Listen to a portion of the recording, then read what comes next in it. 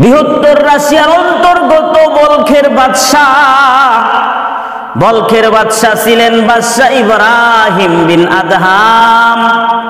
একজন মহৎ বাদশাহীর যা যা কোয়ালিফিকেশন, যা যা যোগ্যতা, বাদশা ইব্রাহিম বিন আদহামের তার সব কিছুই ছিল, কিন্তু অন্তরে সব সময় শূন্যতা অনুভব করতেন। কি যেন নাই, সে চিন্তায় অস্থির হয়ে পড়তেন। অবশেষে বুঝতে পারলেন যে আমার মাওলার সাথে সম্পর্ক স্থাপন করায়, আল্লাহর সাথে সম্পর্ক স্থাপন করায় অন্তরের অস্থিরতা দূর হওয়ার একমাত্র পথ, একমাত্র উপায়। বাদশা ইব্রাহিম বিন আদহাম শাহী মহলে ঘুমিয়ে আছেন। রাত্রি যখন গভীর, শাহী মহলের ছাদে ঠন ঠন আওয়াজ শুনতে পেল। বাদশার ঘুম ভেঙে গেল, যেন কোনো বৃদ্ধ লোক লাঠি বর করে হাঁটছে। বাদশা চিন্তিত হলেন, এত সব শাহী নিরাপত্তা বেষ্টনী ভেদ করে স্বয়ং বাদশাহের ছাদের উপর মানুষের পায়চারি করা কি করে সম্ভব হলো?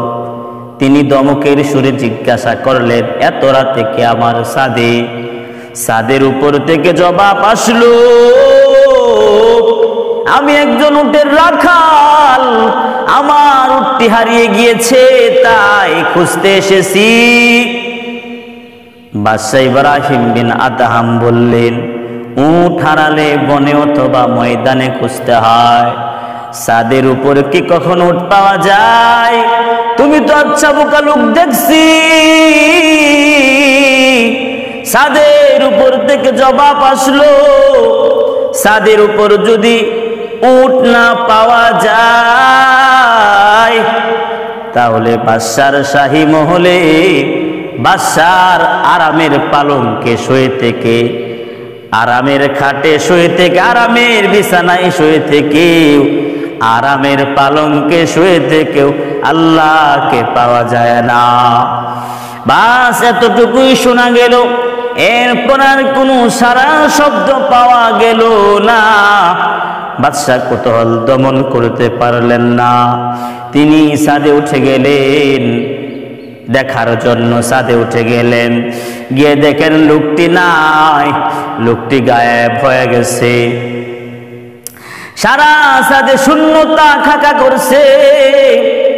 বাদশা চিন্তিত হলেন, কে সে আমাকে সতর্ক করে গেল, কে সে সতর্ক করে গেল? চিন্তায় চিন্তায় রাত কেটে গেল, সকাল হয়ে গেল। পরের দিন এসব চিন্তা করতে করতে বাদশা এসব চিন্তা করতে লাগলো, কে সে আমাকে সতর্ক করে গেল? তাহলে সত্যি কি আরামের পালঙ্কে শুয়ে থেকে আল্লাহ পাওয়া যায় না? এসব চিন্তা করতে করতে আবার রাত্র হয়ে গেল। বাদশা শাহী মহলে ঘুমিয়ে গেলেন। রাত্রি যখন গভীর, আবার ঠনঠন আওয়াজ শুনতে পেলেন। বাদশার ঘুম ভেঙে গেল। দেখলেন ঘরের মেঝেতে, ঘরের ফুঁড়ে এক বৃদ্ধ লোক লাঠি বহর করে হাঁটছে। বাদশা ইব্রাহিম বিন আদহাম লোকটিকে বলল, কে আপনি? এখানে কি চান? লোকটি জবাব দিল, আমি একজন মুসাফির, আমি এই মুসাফির খানায় রাত্রি যাপন করতে চাই।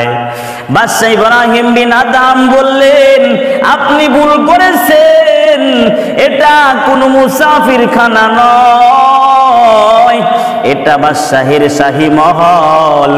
বৃদ্ধ লোকটি বলল, এটাই মুসাফির খানা, এর প্রমাণ আমার কাছে আছে। বাদশা ইব্রাহিম বিন আদহাম বললেন, কি তার প্রমাণ? বৃদ্ধ লোকটি বলল, আচ্ছা বাদশা, আমি আপনাকে কিছু প্রশ্ন করব, আপনি তার সঠিক জবাব দিবেন। বলে ঠিক আছে। এবার বৃদ্ধ লোকটি বলল, আচ্ছা এখন তো এই শাহী মহলে আপনি বসবাস করেন? বলে হ্যাঁ। আচ্ছা আপনার পূর্বে এই শাহী মহলে কে বাস করেছে? বাদশাহ ইব্রাহিম বিন আদহাম বললেন, আমার পিতা বাস করেছে। বৃদ্ধ লোকটি বলল, আচ্ছা আপনার পিতার পূর্বে এই মহলে কে বাস করেছে? বাদশাহ ইব্রাহিম বিন আদহাম বললেন, আমার দাদা বাস করেছে। বৃদ্ধ লোকটি বলল, আচ্ছা আপনার দাদার পূর্বে এই মহলে কে বাস করেছে? বাদশাহ বললেন, আমার পিতামহ বাস করেছে। বৃদ্ধ লোকটি বলল, এখন তো আপনি বসবাস করেন। বলে, হ্যাঁ। আচ্ছা আপনার পরে এই মহলে কে বাস করবে? বাদশাহ বললেন, আমার সন্তান। বৃদ্ধ লোকটি বললেন, আচ্ছা আপনার সন্তানের পরে এই মহলে কে বাস করবে? বাদশাহ ইব্রাহিম বিন আদহাম বললেন, আমার নাতি বাস করবে, তারপর আমার নাতির সন্তান বাস করবে। বাদশাহ এবার বৃদ্ধ লোকটি বললেন, এটাই তো একটা মুসাফির খানা, একজন চলে যাচ্ছে আর একজন আসছে, সেও কিছুদিন থেকে চলে যাচ্ছে, এটাই তো একটা মুসাফির খানা। বাদশার শাহী মহলটাকে একটা মুসাফির খানা প্রমাণ করে দিয়ে লোকটি গায়েব হয়ে গেল। বাদশা এবার আরো চিন্তিত হলেন, কি ব্যাপার, কি ব্যাপার, এই মহলটাকে একটা মুসাফির খানা, সত্যি কি এই মহলটা একটা মুসাফির খানা? বাদশাহ চিন্তা করতে লাগলেন, ভাবতে লাগলেন, সত্যি তো এই মহলটা একটা মুসাফির খানা, এখান থেকে একদিন আমাকেও চলে যেতে হবে। যদি চলেই যেতে হয় এখনই যাই না কেন, যার কাছে যাব তাকে সন্তুষ্ট করি, যেখানে যাব সেখানের সামানা তৈরি করি। ওরে উম্মতের দল, যারা দুনিয়াতে টাকার মালিক সেজে বসে আছে, দুনিয়ার বাড়ি গাড়ি সম্পদ এগুলো কিছুই তোমার সঙ্গে যাবে না।